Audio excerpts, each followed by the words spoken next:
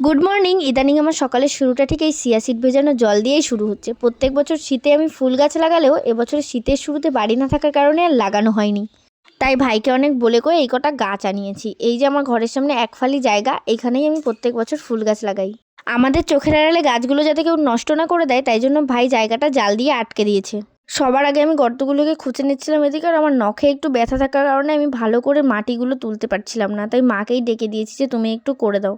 আমি একটা গর্ত যতক্ষণে খুঁজেছি আমার মা ৩-৪টে গর্ত খুঁজে নিয়েছে ওইটুকু টাইমের মধ্যে। ওই জন্যই তো বলো মারা সব পারে। সত্যি কথা বলতে আমার যতই মন খারাপ থাকুক, রান্না করলে আর গাছ লাগালে আমার মন খুব ভালো হয়ে যায়। যদিও বা এই দুটোই সব থেকে কম করা হয়। নিজের হাতে গাছ লাগালে সেই গাছে যদি কোনো সবজি বা ফুল হয়, সেই অনুভূতিটা কিন্তু বলে বোঝানো যায় না। আমার তো খুব আনন্দ হয়।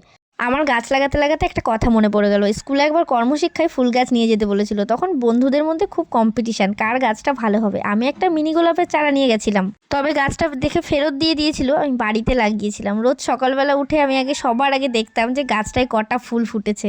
সেটাই ছিল আমার জীবনের প্রথম ফুল গাছ লাগানো। তারপর থেকেই প্রত্যেক বছর কিছু কিছু করে ফুল গাছ লাগানো হয়। এই যে যেই টবটা দেখছো, আমার এক বন্ধু আগের বছর আমাকে কিনে দিয়েছিল। এর মধ্যে একটা মানি প্ল্যান্টের চারা ছিল, তবে গাছটা মারা গেছে। তাই ভাবলাম এই স্ট্রবেরির চারাটা এর মধ্যেই লাগিয়ে নিই। দেখো, কথা বলতে বলতে আমার সব গাছগুলো লাগানো হয়ে গেছে। ফুল ফুটলে আবার তোমাদের সঙ্গে শেয়ার করব। বাই।